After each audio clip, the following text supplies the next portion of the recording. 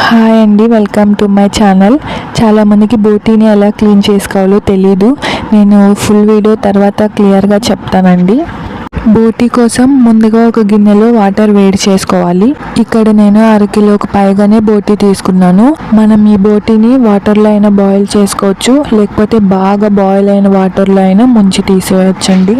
బాగా బాయిల్ అయిన వాటర్లో ఈ పొట్ట వేసి అటు ఇటు తిప్పి తీసేయాలి. బోటీని ముందు నార్మల్ వాటర్తో కడగాలండి. ముందు నార్మల్ వాటర్తో బాగా క్లీన్ చేసిన తర్వాతే మనం ఇలా వేడి నీటిలో వేసి ముంచి తీసేయాలి.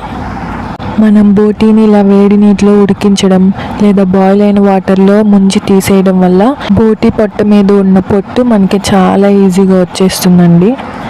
ఫుల్ వీడియో కావాల్సిన వాళ్ళు నాకు కమెంట్ చేయండి, డెఫినెట్గా పెడతాను. అలాగే నా వీడియో నచ్చిన వాళ్ళు లైక్ చేయండి and subscribe to my channel.